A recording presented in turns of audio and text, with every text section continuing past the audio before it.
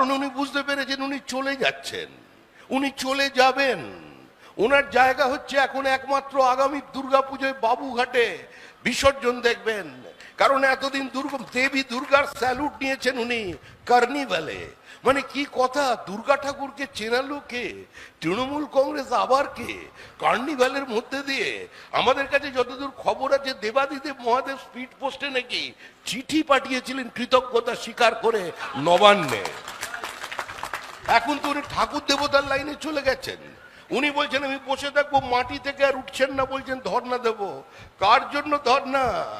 বলছে দাদুর জন্য ধর্ণা, নাতির জন্য ধর্ণা। দাদু খায় নাতি খায়, দাদুর বয়স 42, নাতির বয়স 22, দুজনেই খাচ্ছে, ভোটার লিস্টে খাচ্ছে, দুজনেই ভোটার, 22 বছরের ভোটার।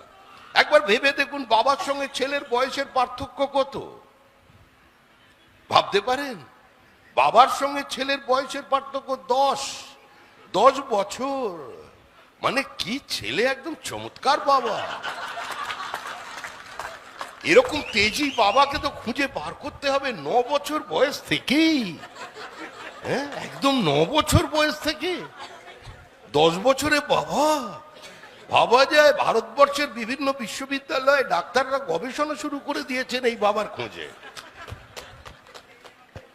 ধৃতরাষ্ট্র ছিল মহাভারতে একজন, মুখ্যমন্ত্রী বললেন আমি পিছিয়ে নেই, আমি যদি গীতাঞ্জলির পরিবর্তে কথাঞ্জলি লিখতে পারি তাহলে ব্যাসদেবকেও আমি চ্যালেঞ্জ জানিয়ে দিয়ে 10 জন ধৃতরাষ্ট্র বানিয়ে দিলাম ভোটার লিস্টে, 100 জন করে সন্তান।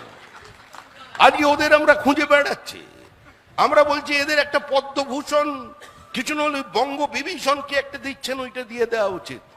আজকে এরা এখানে ক্ষমতায় আছে। এই যে পুলিশ ভদ্রলোক আমার সামনে দাঁড়িয়ে আছেন, বাঁ দিক থেকে শুনছেন, ওনার কোনো দোষ নেই। আবার এই যে দুটি মেয়ে যাচ্ছেন, এরা পুলিশ, এদের করুণ অবস্থা। এদের জিজ্ঞাসা করুন, 7 পে কমিশনের পয়সা পাচ্ছেন না, অর্ধেক মাইনে পাচ্ছেন। এরা চাকরি করতে পারেন না, কাজ করতে পারেন না, কারণ করবার এদের ক্ষমতা নেই। পুলিশ কোনো স্বশাসিত সংস্থা নয়। এদের মাথার উপরে যেদের বসেরা বসে আছেন তারা লুট জারি করে রেখেছেন। তারা দিদি ধরে আনতে বললে বেঁধে নিয়ে চলে আসছেন। আর এরা কি করবেন?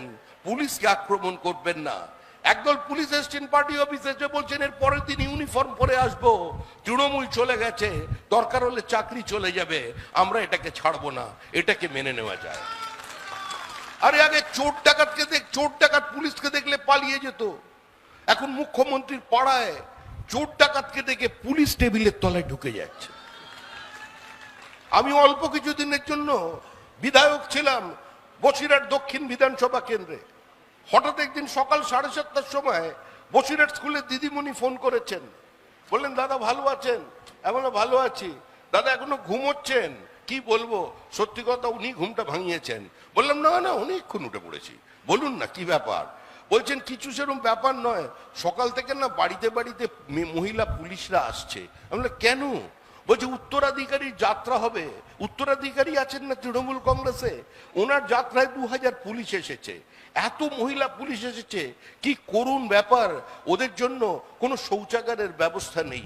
আমি সকাল থেকে আমার বাড়িতে 3-4 জনকে নিয়ে এসেছি, বাড়িতে বাড়িতে ব্যবস্থা করছি। এই কষ্টের মধ্যে পুলিশকে আজকে ডিউটি করতে হচ্ছে।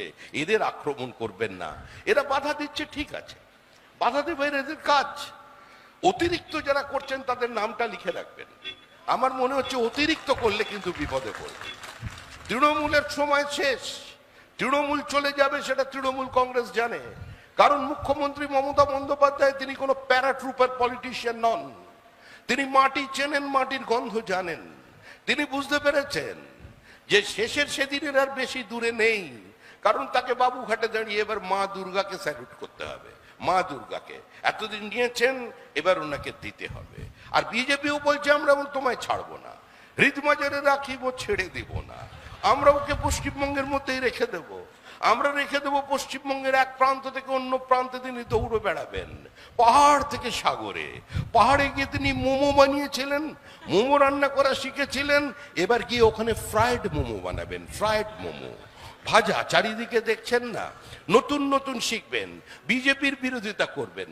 দেখুন, বিরোধী দলের প্রয়োজন আছে।